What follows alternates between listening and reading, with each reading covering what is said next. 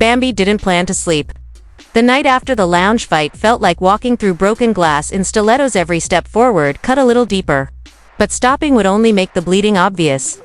She watched her phone light up with hashtags that turned her name into a storm and closed her eyes before the next thunderclap hit. A DM from a burner account with a 7-second clip and a caption that read, "He said you should see it first." She tapped play and didn't breathe.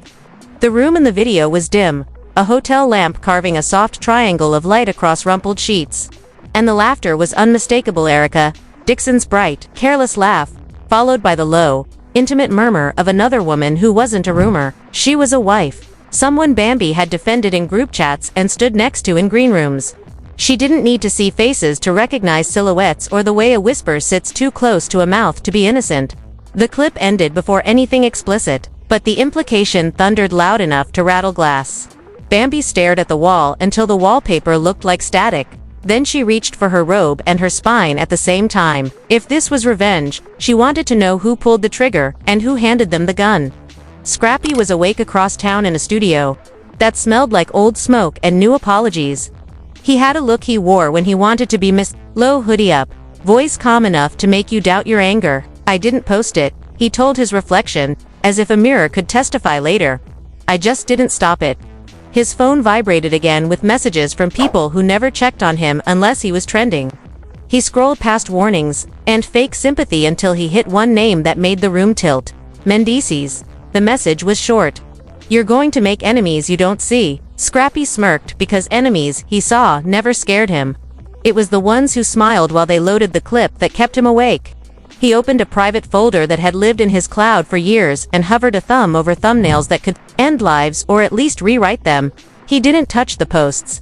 He just watched the timer on a second clip countdown, set to auto-drop in a members-only chat he didn't control anymore. Erica was glowing in the wrong, wearing light on, face scrubbed, clean, breathing like she'd been underwater for a week and had only just found the surface. She had already texted the phrase "it's not what it looks like" so many times the words felt like cardboard in her mouth. The clip was old, before a reunion, after a private party where too much trust kissed too much wine.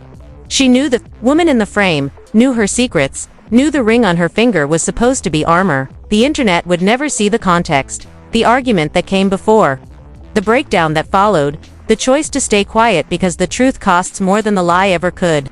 Erica put her phone on the table like it was a negotiator between her and the world and dialed the one person she swore she'd never call again. When Bambi answered, the silence was a blade.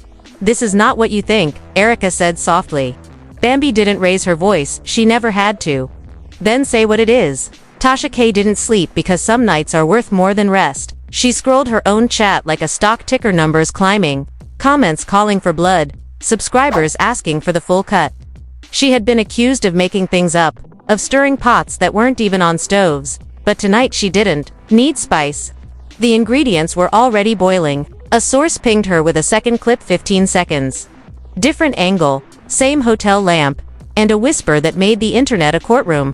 She tasted the headline before she typed it and picked a thumbnail with just enough blur to dodge a lawyer's teeth. "They fight on camera," she said to her empty office, "but they confess off it." VH1 sat in a New York conference room with air thick enough to drink. A looped clip flickering on a wall like a fire no one wanted to put out. Legal said exposure risk. PR said optics management. The showrunner said nothing until the room calmed down enough to hear him smile. "We don't touch it," he decided. "We build around it. We let the audience decide." He wasn't lying, he just wasn't admitting that letting the audience decide is the oldest rig in television. The same way pouring gasoline and handing someone a match is technically not arson if you don't strike it yourself. Bambi drove in silence. Red lights pulsing across her dashboard like heartbeats. She wasn't crying, she'd done that on camera once and learned what the internet did to women who bleed. She was measuring who stood to gain, who stood to burn, who had access, and who had motive, dressed up as mercy. She parked outside a courthouse long enough for one photographer to get one perfect shot. Bambi in a stone-cold coat with paperwork under her arm and the kind of sunglasses that make people guess. Whether your eyes are a weapon or a wound, she let them guess. It's cheaper than telling them. By noon, the leaked clip was a currency, and everyone was trying to spend it. Friends texted denials like prayers. Strangers wrote think pieces about loyalty and the dark math of reality television. A pastor posted a Bible verse about temptation beneath a photo of people he'd never met. Mendices posted a black screen with white words. When your enemy knows your secrets, check your friends. Yandi didn't post at all. Silence has a sound when you've trained your audience to listen for noise. The second clip dropped mid-afternoon, not to the masses but to a paywalled room that lasted 20 minutes before it spilled into the street. The angle was uglier, the laughter roarer, the whisper clearer. Nobody needs to know. It still cut away before anything that would break a platform's rules. But it broke something else: Bambi's certainty that the woman beside Erica had ever been a friend. Bambi stood very still in her kitchen until the refrigerator's low hum sounded like applause. Then she called her lawyer and said a sentence so calm it frightened even herself. Add a new defendant. And pull the NDAs. When Scrappy finally went live, he looked like a man who'd come to confess and stayed to be convinced. He didn't admit to leaking, and he didn't deny collecting. He told a story about manipulation and mid-season ratings and how betrayal looks realer with good lighting. He said he was tired of being the villain written by other people and that sometimes the truth needed a little help being seen. In the comments, fans typed judge, jury, and executioner in exchange for the price of admission. He ended the live with a shrug, dressed up as a sermon. If the truth hurt, ask why. Erica watched the numbers climb and felt her stomach drop. She had survived worse than a clip. She had survived seasons. But this particular knife had two edges: one for the marriage she left, one for the friendships she thought she could keep. She called Bambi again, and this time there was no blade in the silence, only exhaustion. If we don't kill each other, she said, we could kill the people who keep aiming us at each other. Bambi didn't say yes. She didn't say no. She said, bring the receipts that clear you. I'll bring the ones that bury them. At sunset, a third storm gathered quiet off camera, just before the soundstage lights click on. A producer texted Tasha K a single line without a name attached. Ask who booked the hotel. And just like that, the whole episode shifted from love to hate, but from hate to motive. Someone picked the room. Someone chose the angle. Someone knew when the lamp would be on. Bambi arrived at a law office that looked like a museum, where rich people stored their apologies. She placed a stack of emails on mahogany and pointed at 3 strings where a junior producer used phrases that felt harmless until they weren't. Private reset, off-grid conversation, no cameras, just healing. She underlined the timestamps on calendar invites tied to the lounge showdown and the hotel night from months earlier. 2 coordinates on a map that formed a straight line if you stopped pretending they didn't. The attorney skimmed, nodded, and reached for a pen like it was a sword. We won't argue about morality, he said. We'll argue about consent and profit. Bambi smiled without joy. Good. Morality is for the comments. I came for consequences. Erica sat in a different building with different art on the walls and a woman who didn't flinch when famous names cracked. She put her phone face down and told the version that wasn't built for views, the fight she'd been lured into. The friend who had kissed her tears off as if comfort came with terms and conditions. The ring on that friend's finger that promised boundaries that were never hers to police. I didn't cheat with a husband, Erica said carefully. I made a mistake with a woman who told me she was already alone. The public would never care that loneliness lies beautifully. The public cares about triangles because they make better graphics. Scrappy met a producer in a parking garage that made their voices echo like ghosts. The producer smelled like cologne and panic. We didn't leak anything, he swore, which could have been true from a technical standpoint but not from a spiritual one. He talked about contracts and how everyone signs away the right to be surprised. He talked about how narratives don't build themselves and how villains are just heroes who missed the edit. Scrappy listened and recorded, not for the internet, but for courtrooms where tone gets measured and intent gets priced. When the producer said we needed the lounge moment to pivot the season, Scrappy didn't nod. He said, so you built a cliff and sold tickets. Tasha K took the hint and didn't waste it. She went live not with the clip but with a question, who booked the hotel? She threaded screenshots of a corporate card used for a talent overflow room, with a date that matched the whisper that now lived rent-free in a million times. She circled a name in red that wasn't a producer at all, it was an assistant to a married cast wife. She didn't say the wife's name, because saying it would Civil War the comment section into shrapnel, but she said enough to make Google searches trend for a woman who had posted worship lyrics that morning and an outfit of the day that afternoon. Truth and timing never did get along. Mendices decided to stop being cryptic and chose controlled clarity. He sat in a car where the angle made his jaw look like a verdict and said, "When men cheat, y'all call it a pattern. When women cheat, y'all call it a plot. Sometimes it's neither. Sometimes it's a setup so somebody else can get paid." He didn't mention Yandy, he didn't have to. The comments did it for him, inventing 1,000 conspiracies and, accidentally, a few accurate facts. He ended with a warning, camouflaged as advice. When rooms are booked for you, ask who gets the receipt. Bambi and Erica met in a place with no cameras and a door that locked from the inside. They didn't hug. They exchanged documents. Bambi slid over emails where a handler wrote "line them up for catharsis," which is producer for fight, with feelings. Erica slid over a message thread where the married friend wrote "my husband already knows," which could mean honesty or could mean a lie told to soften a landing. Bambi read and exhaled a sound that wasn't relief but sounded like it from far away. "I don't believe you," she said, "but I believe them less."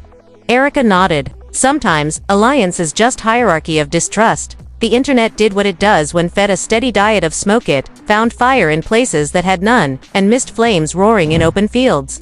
A fan account uploaded a frame-by-frame analysis, proving a shadow in the corner belonged to a man, then deleted it when someone else proved it was a lampshade. A blogger insisted the clip was AI because denial is addictive when you love your heroes. A pastor posted a second verse. Yandy finally broke silence with a story that read, "Don't let enemies write your prayers," which was either profound or petty depending on whether you felt seen or attacked. Legal letters began to fly like pigeons, not dangerous individually, terrifying in flocks. VH1 issued a statement about dignity and respect that used the word community 3 times, and accountability once like a garnish. Bambi filed a motion for an emergency injunction, not to erase a past she couldn't, but to stop a future edit from eating her alive. Erica filed a notice of intent that sounded like thunder, a reminder that if you sell a woman's worst night back to her as content, she is allowed to send the bill somewhere else. That night, Scrappy went live again, this time after the gym, face flushed, logic calmer. He said he had watched the show build stories out of ashes and then accused the flames of being dramatic. He said he was done being weaponized. He also said something that made the entire screen freeze. Ask Bambi who told me about the video. First, it wasn't an accusation, it was a grenade rolled under a closed door. The comments detonated while Scrappy stared into the lens like a man who had finally decided his piece was too expensive to rent. Bambi heard it and didn't flinch, which is a skill you only learn by surviving people who want to see you bleed. She texted Erica one line, "We move now." Moving meant strategy, not speed. Moving meant a meeting with a network where they walked in separately and left with a joint demand.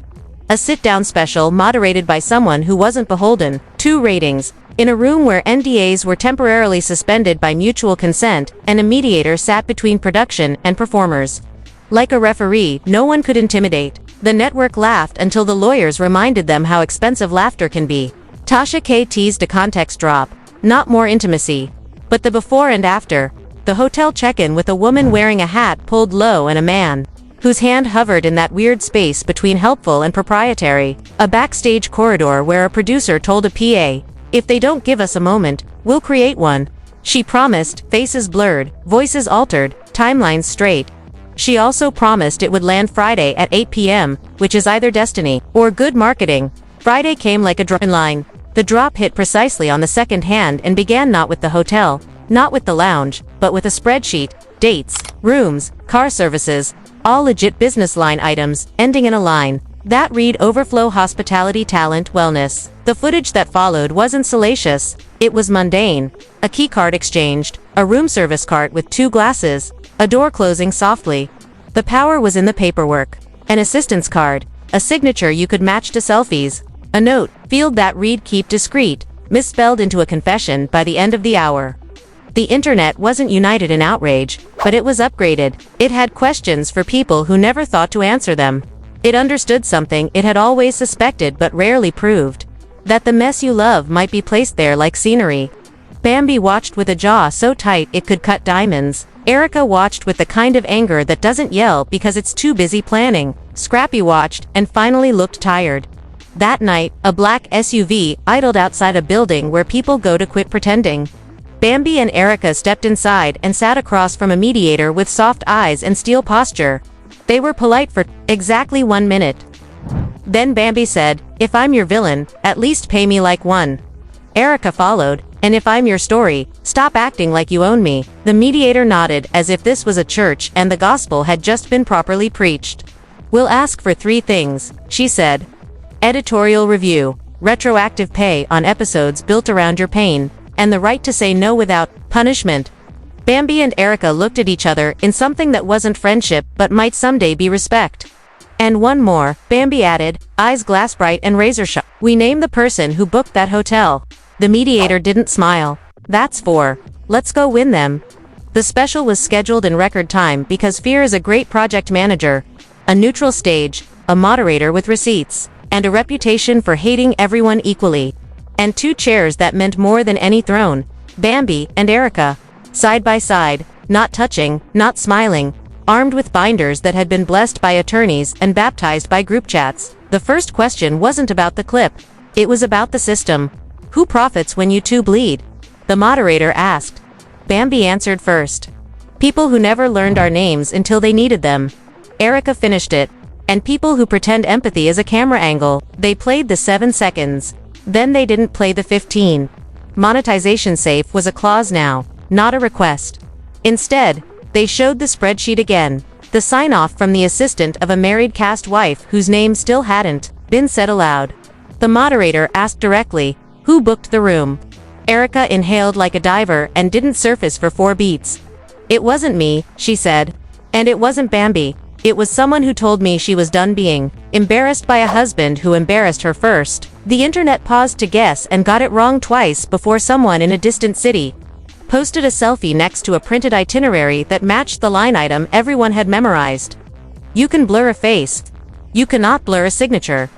Scrappy appeared, midway through, not as an ambush but as a scheduled witness. He didn't swagger. He didn't sermon. He said, "I kept things I shouldn't have kept because I was tired of being the only one without a weapon. I didn't hit post, but I built the shelf." He apologized, not the influencer apology with ring light and tear, but the Detroit-style one, flat-voiced and unadorned. To Bambi for letting this hit her front door. To Erica for letting a moment be turned into a lifetime, and to the woman who's married. Because whatever her reasons, the internet can't hear them now. The moderator asked, "Did production encourage you to hold things?" Scrappy looked at the off-camera lawyers and then at the camera. "Production encouraged me to be interesting. I did the rest." Mendices sent a statement that the moderator, "Read without flourish. Truth without context is a weapon. Context without truth is a costume. Pay them what you owe them and stop hiring chaos like it's a camera operator." Yandi released a prayer on her page at the exact same time, which felt like timing or tact depending on which team your heart had chosen. The married cast wife posted nothing, which was smarter than almost everyone else that day.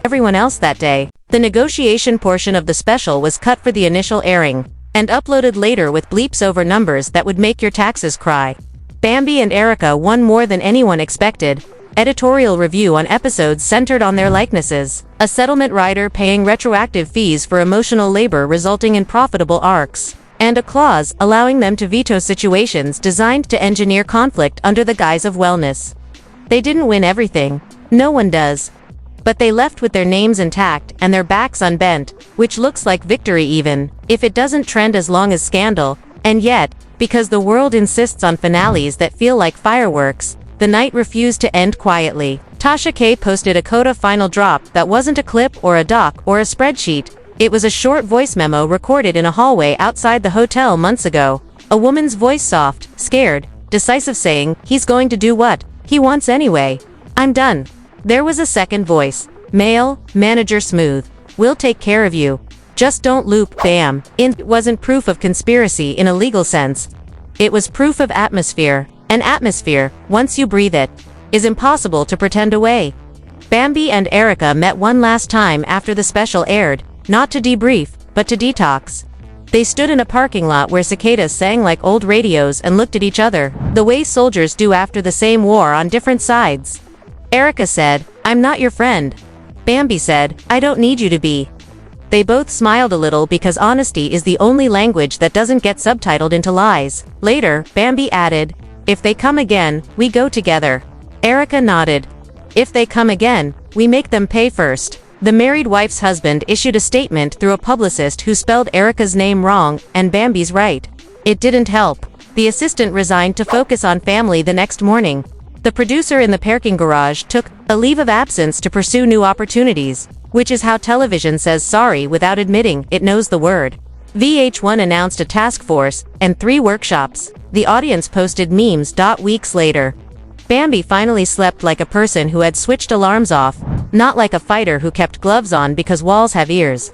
Erica learned to leave her phone in another room and her past in yet another, which is growth even when it doesn't look like forgiveness. Scrappy stopped hoarding moments like currency and started deleting things he should have never kept, which is a kind of repentance you do in private so it counts. When the reunion rolled around, the stage looked the same: polished wood, hot lights, an audience hungry for confessions, dressed as but the energy had shifted by degrees only people who bled there could feel. Bambi and Erica didn't sit next to each other and didn't need to. They answered questions the way women do when they've already survived the worst day and learned it isn't fatal.